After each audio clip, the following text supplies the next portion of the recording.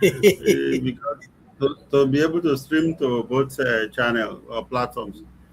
Anyway, we are live Oh, now. Good evening, good morning, and good afternoon, depending on where you're joining us from. It's Opinion Sharers. My name is Paul. You're welcome. It's been a while. We've all been busy, very, very busy, trying to survive and make ends meet. Um, this evening, we have Dr. Bolu Tife Oluwadele on the call, as well as Aladio Komo Babatunde. Probably Michael will join us. Um, so, since it's been a while, we just want to look at various trending topics in Nigeria that has recently trended. You know, there has been a few topics that have caught our attention. So we are going to be looking at it. It's not going to be too much of a moderated discussion today. It's more of uh, go as it comes. So, village boy, how has been your day, sir, and week? we thank God we had a very tough week. The weather decided to remind us that it's still winter.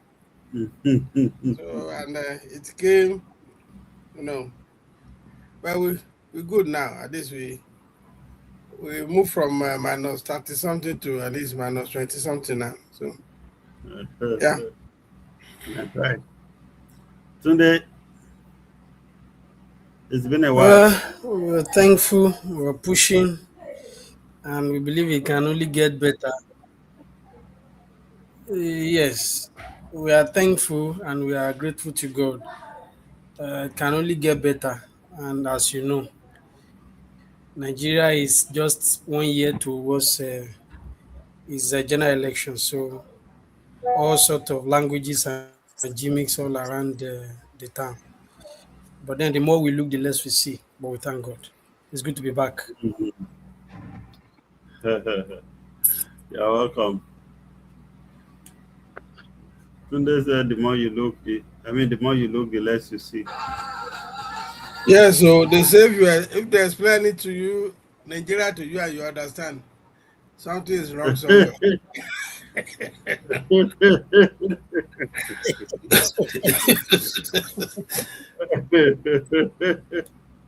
Well, let's hope that is not true.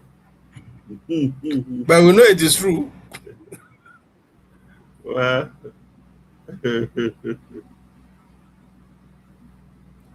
okay, so we'll be looking at. I'm trying to share the show. Yeah, I just did so. If you are joining us, if you are seeing us on your timeline, please help us share the link, like and comment. We would like for people to join us in the discussion. So um, I jot some things down, even though it's not going to be, really much. I mean, uh, moderated as such, but I wanted to also look some of the things that caught my attention. And the village boy can also mention, or Tunde can mention whatever it is that caught their attention as well. So there is, sort of like an old trick among Nigerians, especially the civil servants. And I think I wanted to, more legit láti bí pẹlẹbẹ, if pardon me for that, the use of Yoruba. And I do not know how to even interpret that in English. Maybe Village Boy can help me. Yeah, it's that you start from simple to complex. Okay, thank you, sir.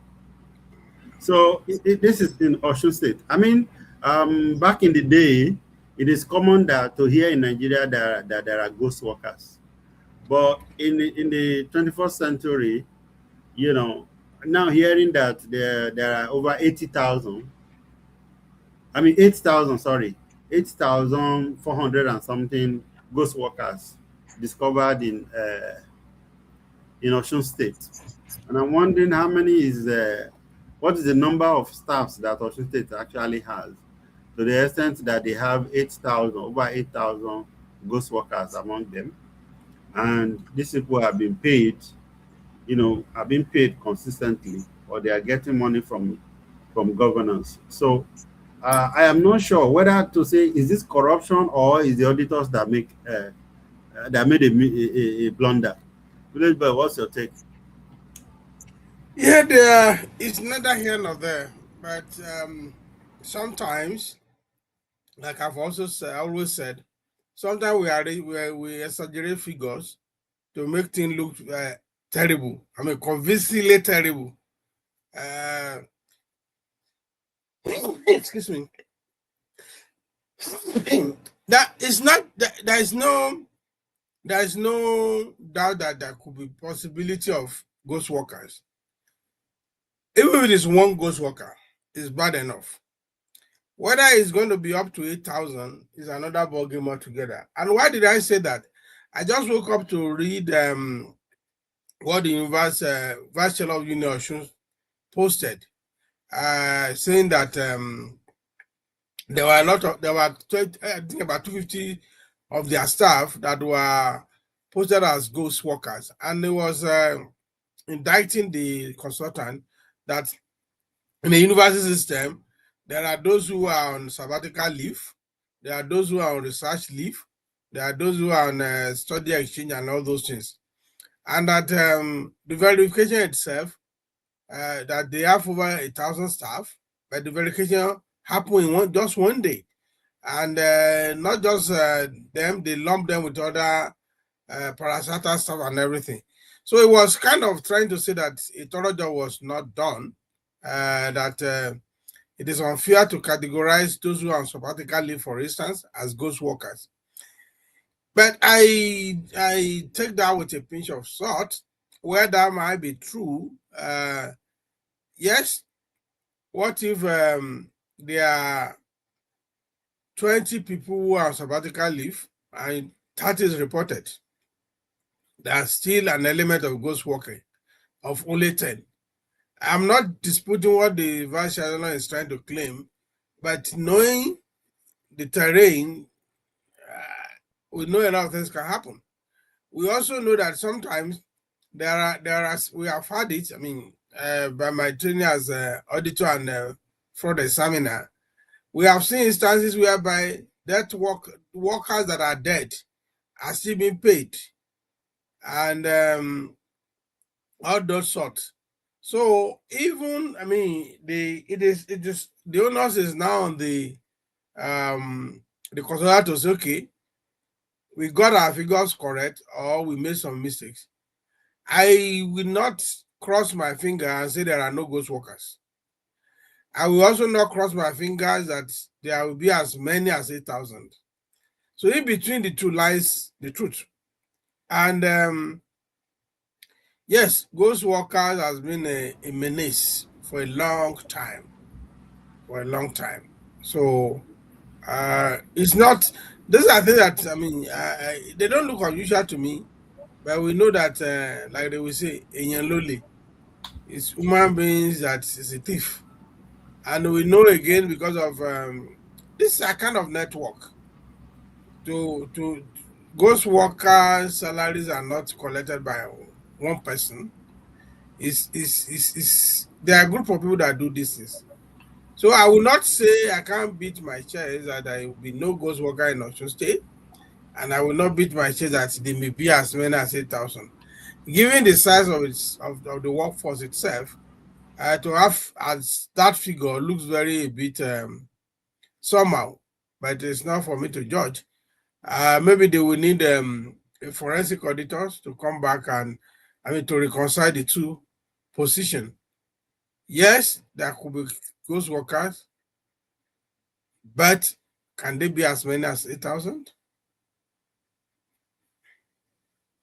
Well, Tunde, what's your opinion? Do you think it is possible for Osun State, a state like Osun State, to have a whooping 8,000 plus ghost workers? Do you think it's the people just trying to make news, or it could be a fact. Well, let me start with this Yoruba adage. Iṣẹ́ ọ̀rọ̀ òkèrè bí òlé kan dín kan. It's just to corroborate what Dr. Bolutife just highlighted earlier. Um, the timing of this audit is also somewhat political if we want to look at it. One would have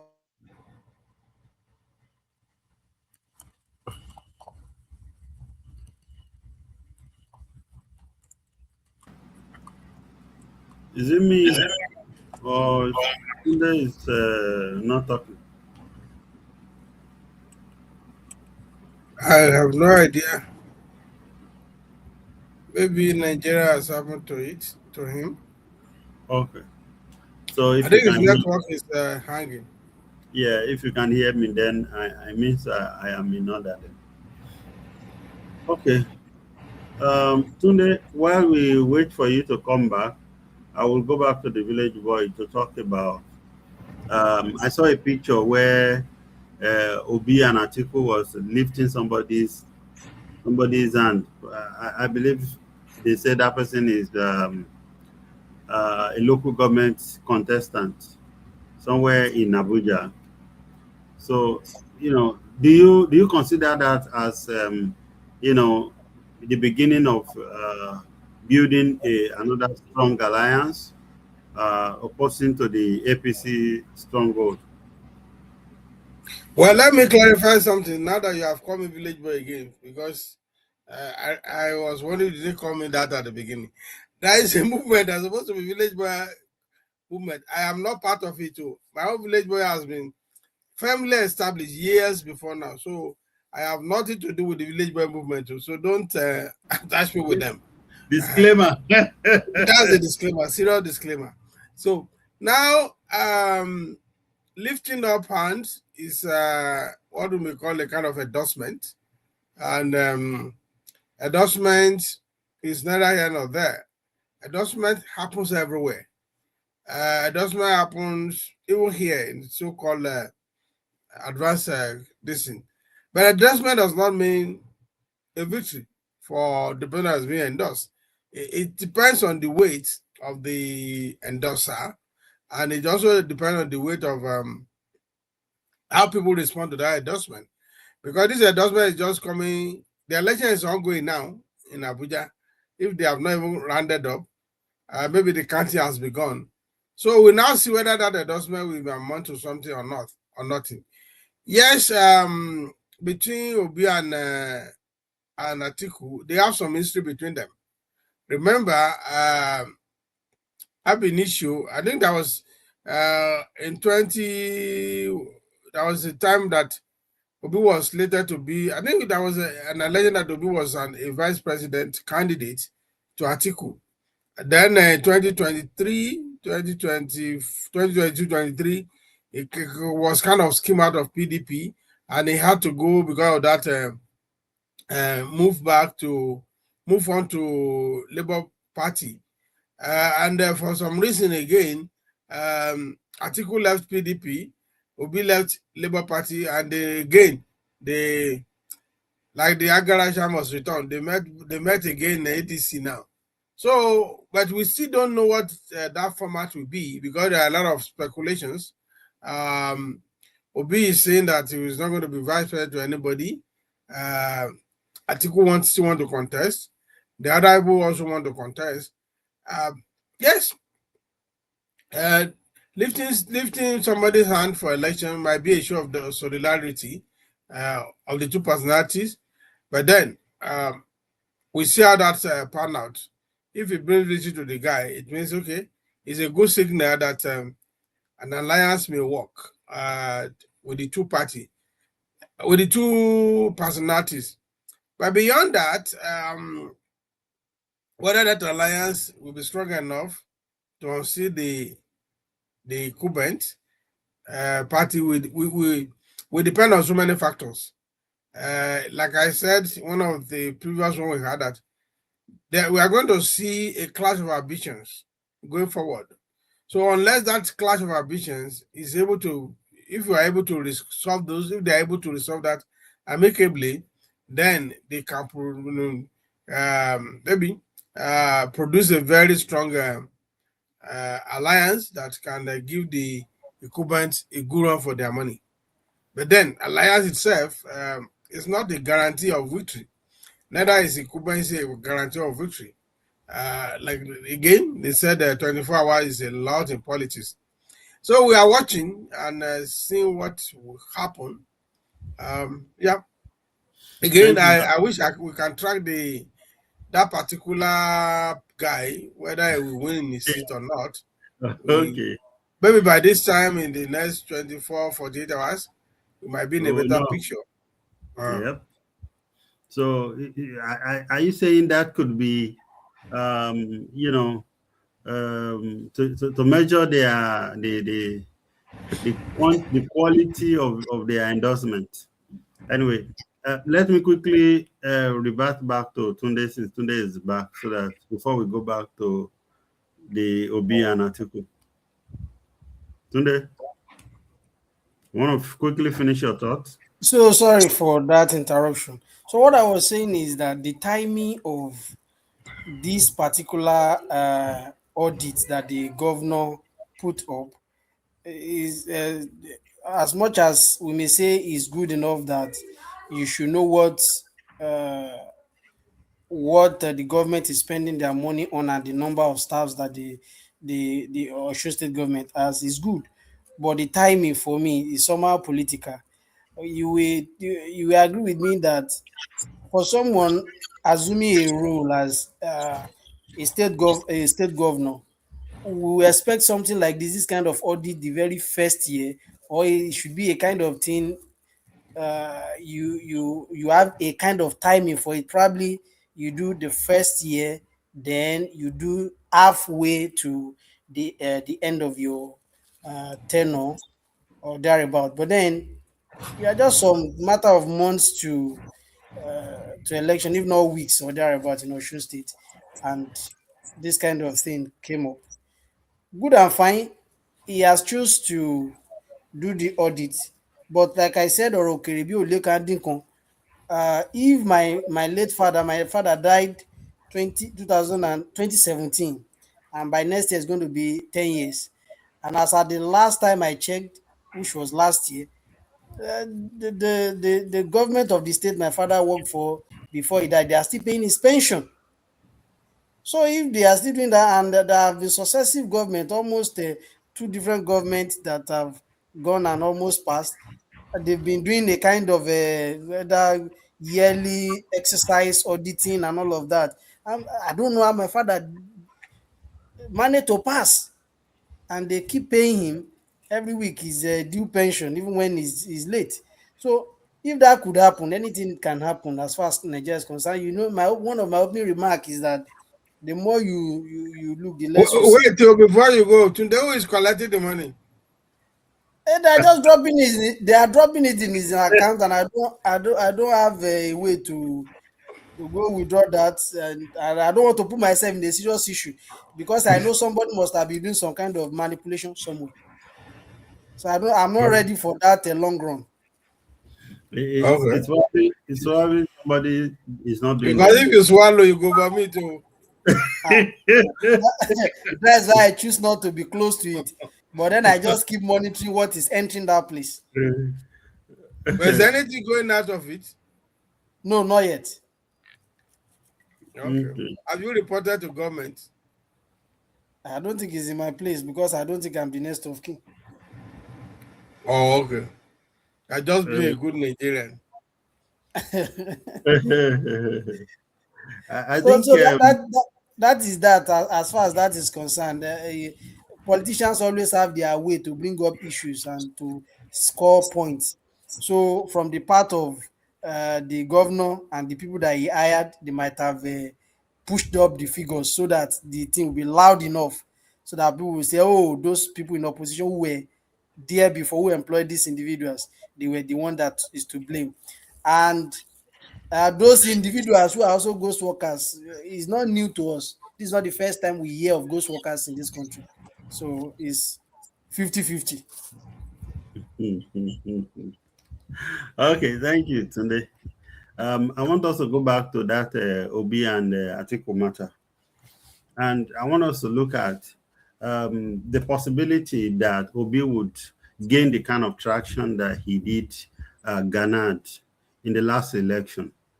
And then I've also seen some obedient commenting that it's either Obi or nothing, you know. Even though I'm personally, I wasn't expecting that Obi would be quick to leave the Labour Party, which on the platform with which he got that kind of recognition, which is significant. Anyway, we'll come back to that. But I want us to look at: do you think that there's possibility that we will see a walkthrough? I mean, that could mean something between Obi and Atiku. Yeah, like I said, it's going to be a clash of ambition. So remember, Atiku is not getting younger. So this might be his last chance to fulfill destiny or prophecy. And if it doesn't happen, then the other option may be for since Obi has told us that he doesn't seemingly believe in structure. If it doesn't work in ADC, it's as simple. Look for another available party again and join and quickly move. Because I'm not sure that Atiku will want to sacrifice ambition for Obi for whatever reason. So it's the whole thing doesn't look as if it's about Nigeria. It's more about personal ambition. So will Atiku step down for Obi for any reason? That's the question we should ask ourselves. Which I doubt. I don't see the possibility of that. And if that doesn't work, it's either one of them will exit ADC, right? It's either Atiku will leave or Obi will leave. And aside for the electoral, something that is calling for direct something now. If it is a matter of getting delegates to vote for a primary, definitely Atiku will win because it will spend money. And Obi has got money to spend too, I believe. Obi say they give shishi. They spend shishi now. They give shishi. He even said that is all he's traveling to spend his money. So that nobody should expect any money from him. He has already given that caveat. So if he's not spending shishi and they do primary, Atiku will win. You can take that one to the bank. And if Atiku wins, so what become Obi? Obi says he's not going to be vice president to anybody. So I don't know if he has strategies, what they should be thinking. They should be thinking let me cut you. What is the implication of the direct primary in the coming election across parties? It becomes a kind of they are not using delegates. No, I'm trying to study that, the difference between that and delegates and buying delegates and all that. Maybe it's the party hierarchy or whatever that we select. I've not studied that thing very well, I must confess. So let me not give an opinion that may. Right. I'm trying to look at what is the major difference between the two. I've not been able to complete that exercise. Maybe when we meet next time with you, I might have more information on that. All right. Okay. Maybe I today has an idea on that for now. Yeah, Tunde, do you have any idea? Yes, like Baba rightly said, direct primary is more or less like instead of using delegates, everybody votes and they count. That's direct primary. Why indirect is there are delegates depending on how the party constitution is structured. there will be some certain number of delegates that leave each ward or each local government, as the case may be, then converge at their convention, then they vote for whoever they want to vote for. So it means that one person may actually be voting on behalf of 5,000 people or 10,000 people, just like what we saw with APC in 2022, in their primary in 2022 towards 2023. So So basically, that is just does it mean that this? Sorry to cut you. Does it mean that these kind of elections will hold in different polling units across the country or constituency in the case of maybe assembly members or senators? so basically it's still going to be partially indirect, because this is it. For the convention, because it's at the convention they do this voting of 18. So that convention, not everybody will be at the convention, though So it you would not be a matter of people who have money mobilizing their own people, there will card still be carrying members to there the venue of the there will convention. still be there will still be influence one way or the other. There's still going to be money bag lobbying stuffs. So even if you do direct primary, the biggest money bag will still win. That's just the reality. And if you look at it in this regard, I don't see an Obi winning Atiku in any primary with uh,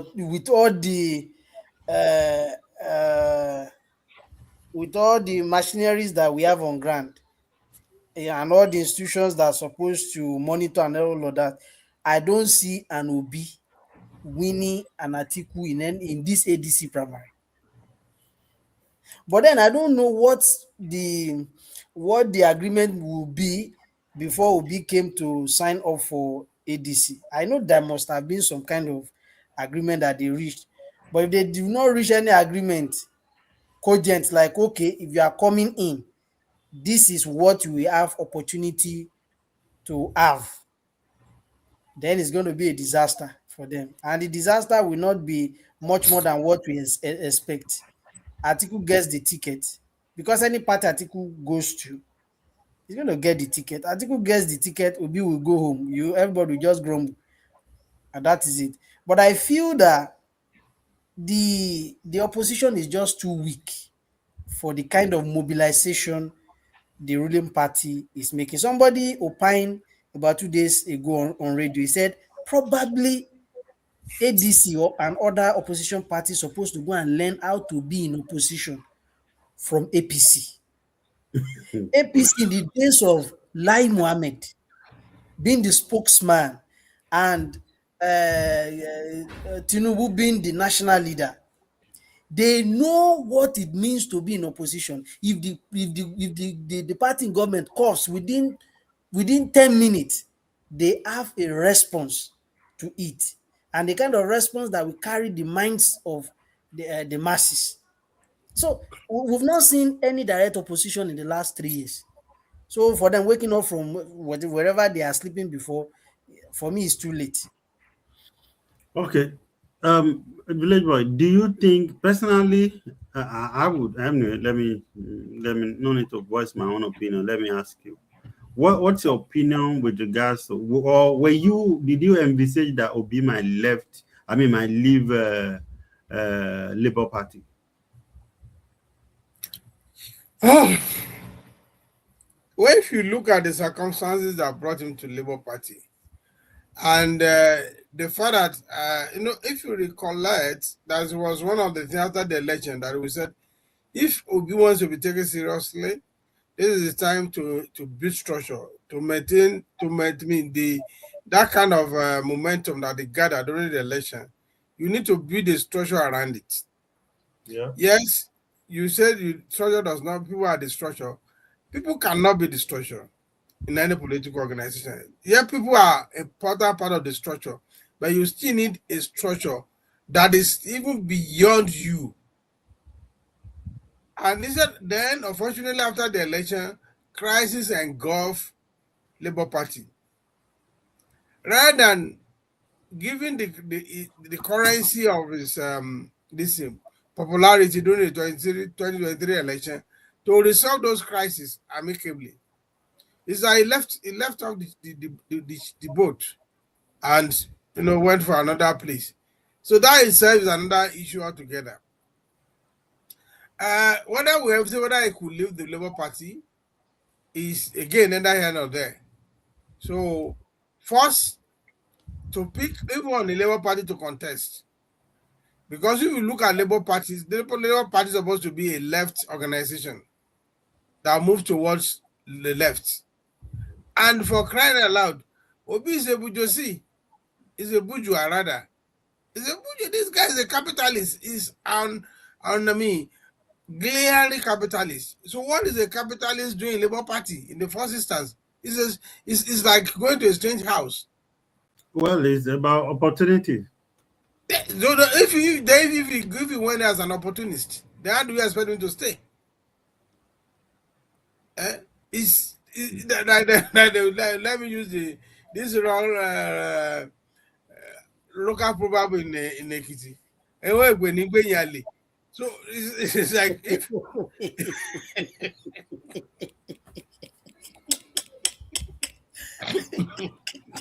don't ask me to interpret this, Jerry. This is already laughing now. Honestly, I do not understand it. No need to interpret, sir. You can go on. You can go on. Okay. For a capitalist of his status to be found in Labour Party, that itself is an aberration. It's not his home. He just came here as a tenant. And unless you want to say, okay, I know Lemure said that the landlord will leave, the tenant will remain. Unless that's obtained. I mean, remember Lemure song, right? So, but now the tenant decided to go. Obi does not belong to Labour movement. It has never been part of Labour movement. It couldn't have been part of Labour movement.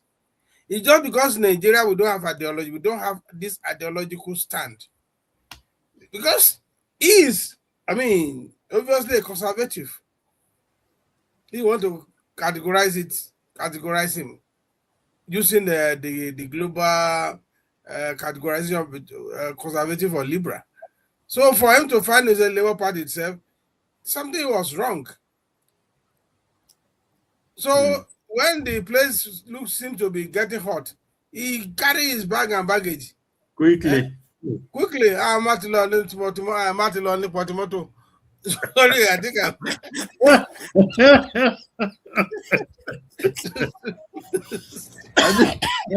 I think Village Boy is gradually becoming the Ekiti is becoming too glaring. So it's not surprising that he had to leave because it doesn't belong to the Labour movement. It doesn't. There's no need pretending about that. Labour is supposed to be ultra left. He is an ultra right person. He's a capitalist. What is a capitalist doing in Labour movement? It's an aberration. So when they tell me, it doesn't even understand their language, but it just used as a platform. That is why he thought, okay, there was no need to be this structure that I don't belong to.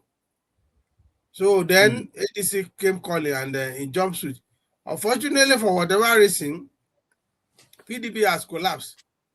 And again, Atiku has been everywhere too. No, not everywhere. Atiku has been oscillating between PDP, APC. At least you can say he has not gone more than two parties. No, okay. He has gone so.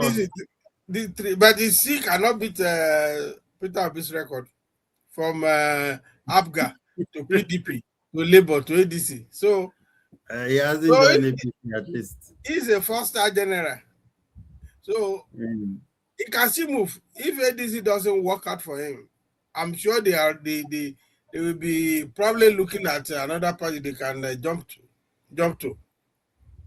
Because like Mm. no matter the level of primary you use, if truly there is no how Obi can beat Atiku in terms of party, because the party hierarchy. Remember, at the party primary is not those people who are voting for Obi in the legendary election that will go and vote at the party hierarchy. You must be a card carrying member to vote at the primary. So that will make a difference. Like Today also agree with me.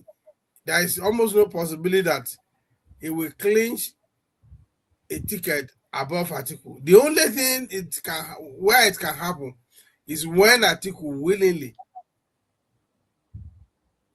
say, okay, I'm not doing again. I'm stepping down for Obi.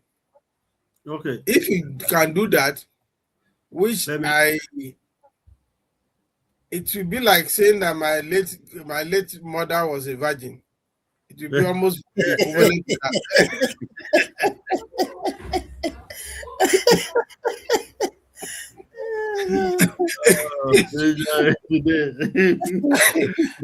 Okay. I don't see Atiku stepping down for anybody. He will rather lose and lose gallantly, not the other way around. Okay. Remember, he almost won in the convention in Lagos. He almost won over Buhari when he was in APC. If not that this guy Tinubu came with his magic wand overnight, he would have won that primary. Mm. So for primary election, Atiku is a colossus. Don't undermine him. Okay. Tunde, I wanted to ask this question, and this is something I've been thinking about by myself on my own, and that is, the seeming unwillingness, and I use the word seeming, deliberately, so that it's not as if I'm saying it affirmatively. I'm saying it seems like Obi is not willing to build party. Do you think it's because he feel like he has enough clout, or that, I don't know the position of Nigerian constitution with regards to independent candidacy, but one would have expected that he would begin to rebuild the party. Labour Party became so popular, so prominent because of him. So why not build it? Why move again to another party which is barely known before now? And then, what do you think? I mean, just the inability or unwillingness, the seeming unwillingness to build a political party. Well, it's just quite unfortunate that I don't know to describe Obi. Obi is like somebody that is putting roof on a house that does not belong to him, or a man that has gone to buy chairs and furnitures inside a house which he has not rented. So now he's capitalizing on his personality, the traction that he has gotten personally, forgetting that for you to win an election in a country like Nigeria, you need a team. Not only a team, you need a strong political party. And a political party you've not built, take it or leave it, cannot work for you. Independent candidacy, as you mentioned, is not in our constitution. If we had issue of independent candidacy, I know how people would have been mobilizing now for candidates like Obi. Though they will have more people within that space that will have throw up their person to run for the highest office in the land. But the issue is that the power to bring about a candidate is vested on a political party. And if you choose not to be in one political party and work in that party, because 2 days that you just decide to go and visit another party, somebody has stepped into that position you left. And they've started building. So for you to come back and think overnight is going to be Uru, or they will say welcome back because you've got some things, it's not going to work like that. And for someone like Atiku that also is like a co-traveler with him, he has the money to spend. The real raw money, he has it to spend. So, and as he's entering any party, he knows that, in fact, as he's coming, the owners of the party knows that owo ti dey. So, compared to somebody who has openly told everybody that he has no shishi to offer, and it even become one of their slogan in 2023 elections. So, it's quite unfortunate if you compare someone like Peter Obi to the present president. The president has been building this party almost almost from 1999, from AD to AC, AC to ACN, ACN to APC, like that. So he remained within that party and he was just building gradually and gradually like that. So if he said he didn't need structures, this is now, it is now we know that he needs structure. Because for me, I don't know what he can do to get a vote from me presently. I don't know what he can do to get a vote from me. I'm not saying that I have someone I want to vote for presently, but as he stands now, I don't know what he can do to get a vote from me. So he believes that he doesn't need structures. He has not built any party.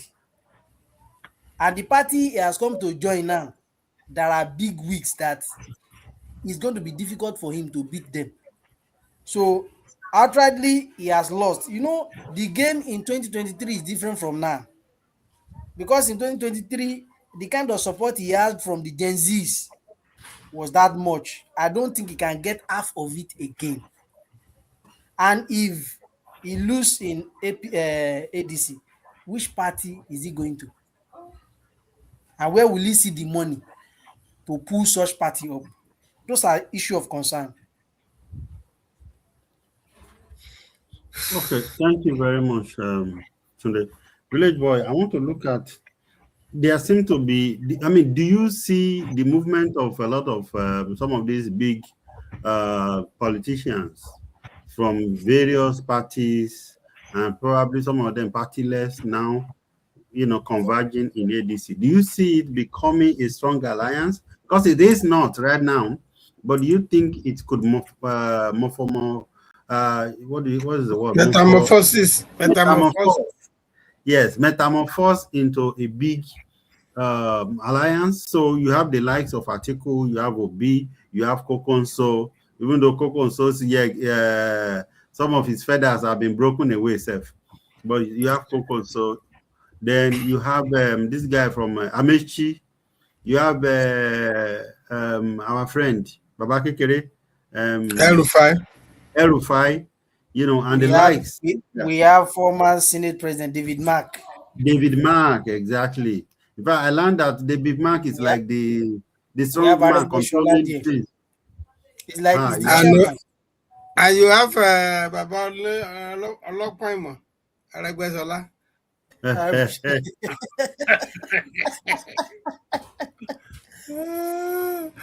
If you look at this coalition, it started with SDP. When El-Rufai pulled out with APC, they were first thinking of using SDP. So, and within some months, they abandoned SDP and moved to ADC. After the primary, there could still be another realignment. The problem is that there's lack of cohesion among the opposition. They are not cohesive. And one of the major problems they have is personal ambition, which they are not willing to surrender. You see, it was not the first time they put up APC together that they won. So CPC has a stronghold in the north. ACN has a stronghold in the west. The two came together, and their focus, they were looking at issues. See, most of this opposition today, to my mind, they are just appealing to our emotions. They don't even have issue they are discussing. I don't see the issue they are discussing. All this going to Arise TV and not go and talk. They are.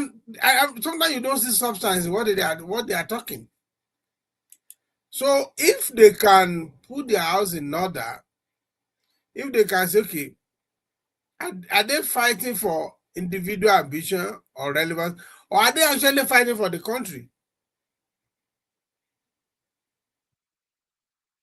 So until they can prove that, until they can who will imagine that after the momentum that will be brought to Labour Party, it brought a momentum to Labour Party, no doubt about that.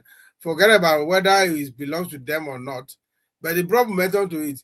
How will you imagine that in less than 2 years they will collapse? It shows one thing. It shows as a structural defect. It shows that they don't have things they are really looking for. So who will they put forward now? If they put Atiku forward in ADC, it means that they are saying that the North, after spending 8 years, the South now is spending only 4 years and is going back to the North. That itself is a problem on its own. And again, coupled with the agitation in the Middle Belt now, that's another issue. Let's not even go too deep into that.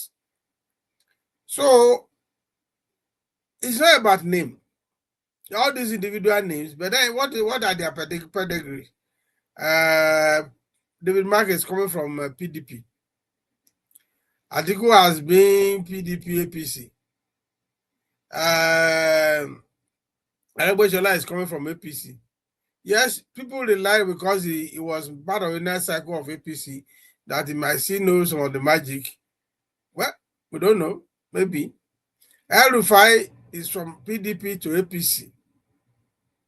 And now then from APC to SDP, then to ADC, it to Assad 4. So I think it's probably about a few weeks or a few months in SDP. Yes, in SDP, yes. Then he moved to ADC. So because when he joined SDP, then he made a lot of noise that yes, we are coming with a very powerful alliance that will dismantle the APC. Then in a few months, he fizzled out. I'm done ADC. So can we say we can depend on this? I think the people that do they have the nitty-gritty of providing a veritable opposition to the government? Nigeria lack good opposition because they are still working in silos. Can they be cohesive before the election? They say 24 hours is a long time in politics. So we are watching.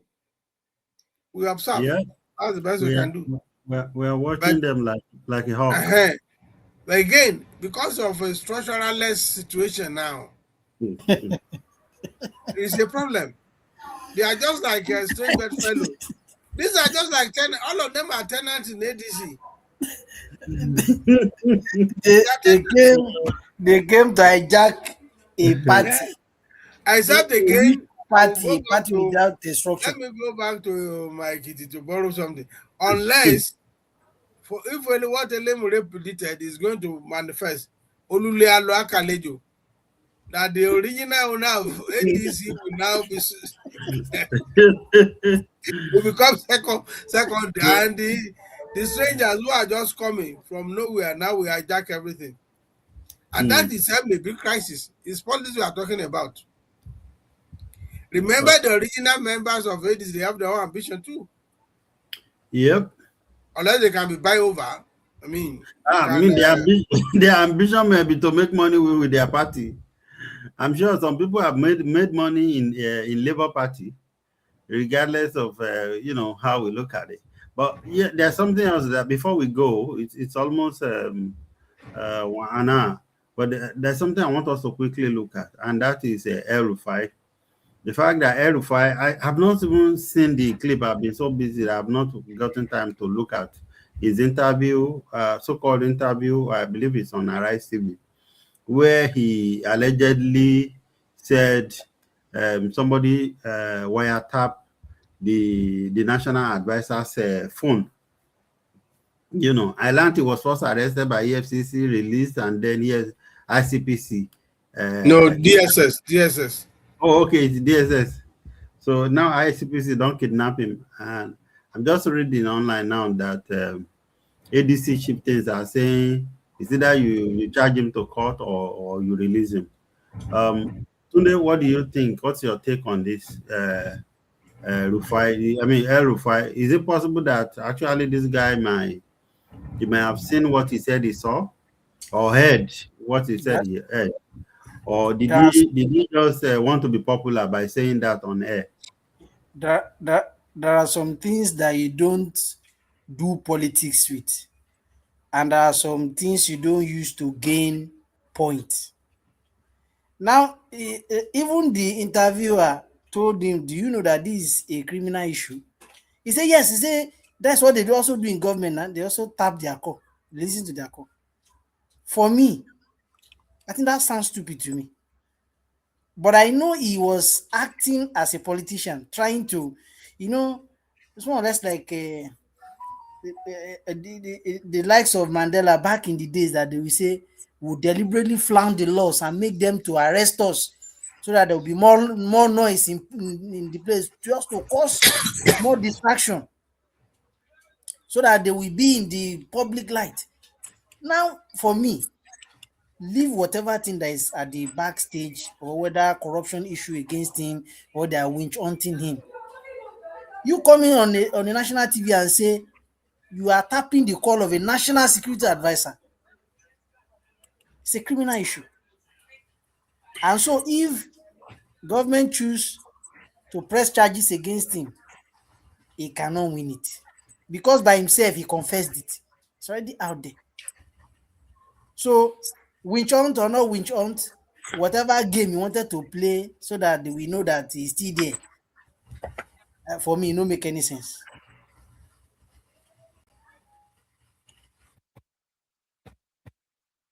Thank you, Tunde. Village Boy, do you think El-Rufai can stand on his freedom of speech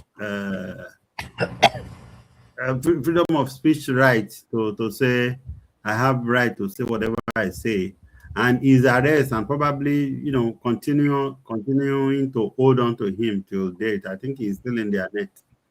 Do you think that is not like the Tinubu guys are using the law of the land to do politics? You see, I will not use strong word like Tunde used. I would rather say that I don't think his statement was very wise. It was unwise to have admitted that first he has self-indicted himself, because the interviewer asked him, this is criminal. He said yes. His defense that government does it. The truth is that every government of the world do it. The law is on their side to do it, because every government is involved in espionage. You must know what your enemy or your friend is doing or planning against you. So to that extent, they are doing it for the sovereignty of the nation. But when you do it as an individual, obviously it's a criminal offense. And there's nothing ambiguous about that. So if he's now saying that, okay, it doesn't give a damn, because whatever they do to him will amount to public persecution. Don't forget also, an individual fighting government and government fighting an individual, they are not the same thing. Because government has the apparatus to. Is this freedom of speech? A careless talk. If you have let's say you have freedom to wee anywhere, right? But you now come to wee on my pot of soup.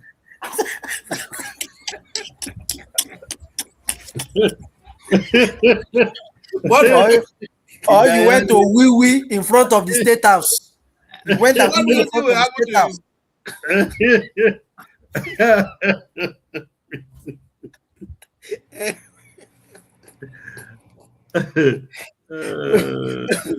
Let us just look at it that way. If somebody is okay, it's your right to. If I am I right to pee, but if you now go and pee on my pot of soup, should I be looking at you? That you are exercising your freedom. Let us.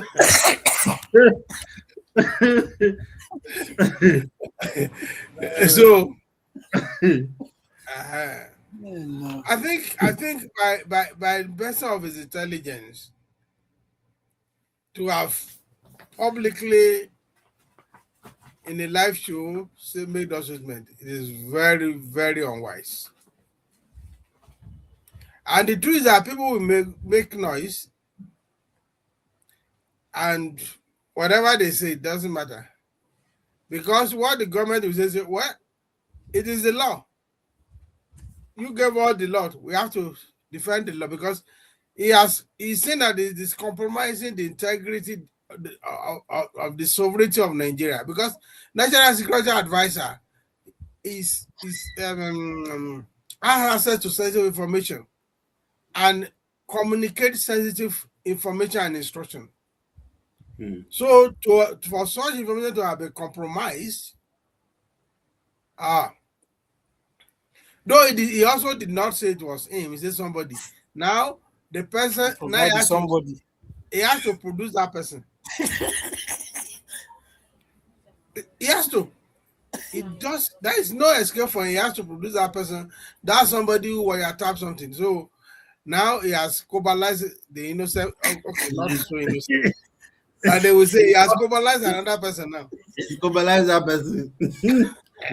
That person would not communicate. If I were a government, no problem. Just bring the person who is wiretapping NSA. It's simple. So the and now he's fighting two battles now. He's fighting government on one side. If it is true that somebody wiretap and give him that something, he's fighting that person because that person now will be struggling to cover his own track. And that itself is dangerous. It's even better that they put him in custody because they are preventing him from crisis. Because if that person gets hold of him now, it's not going to be a nice story. It wasn't. It was very unwise to have made such statements. So it doesn't mean, or is also likely that Showore's protest might not be able to get him released anytime soon. How many people has Showore protest gotten released?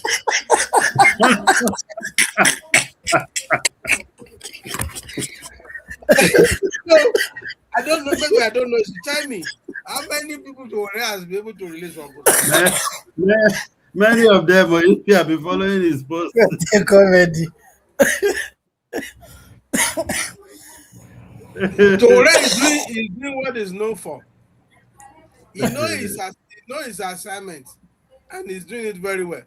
So don't blame Showore is doing what he knows how best to do.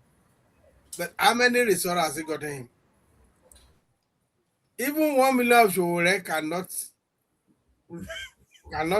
bring out the refine what he has put himself. Is he going to outside what he has said? If you see what the Apple people have done, you never expect that they will sentence Kanu. And they didn't even just sentence him, they now took him to Sokoto.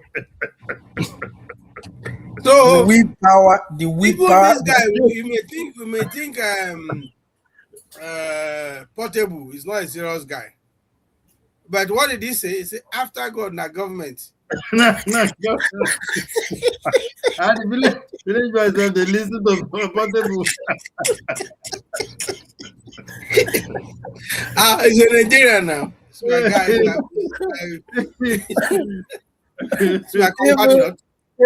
even the likes of Mr. Macaroni in the NSAS memorial that they did about 2 years ago. When they were saying they thought that was the NSAS whatever. When they got there at that toll gate and they told them to move and they refused. When they bundled Mr. Macaroni inside the bus, he was weeping like a baby. Bible said they are not carrying the sword in vain.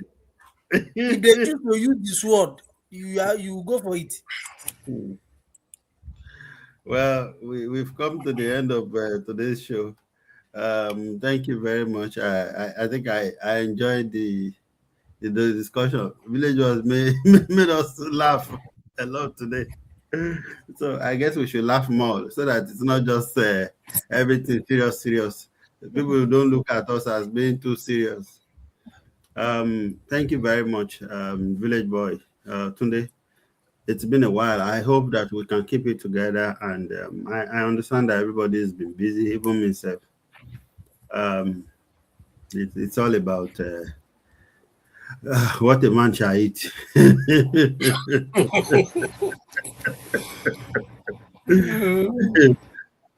So thank you very much.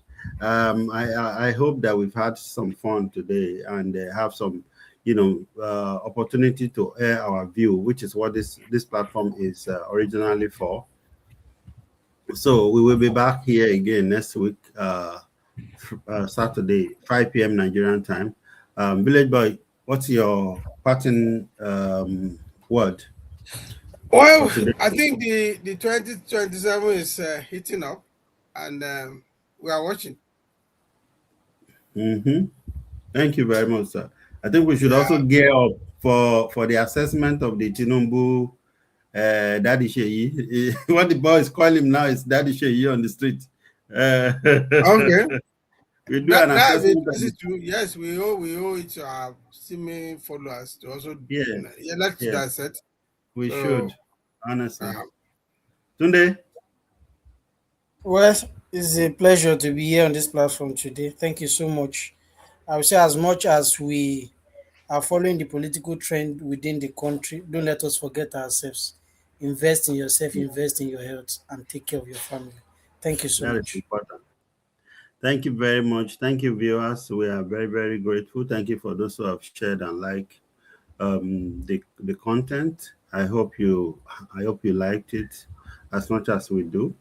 We'll be here again next week. And if you want to join us by any chance, please do reach out. It's Opinion Sharers. Thank you very much. We will see you again next week. Bye-bye from all of us.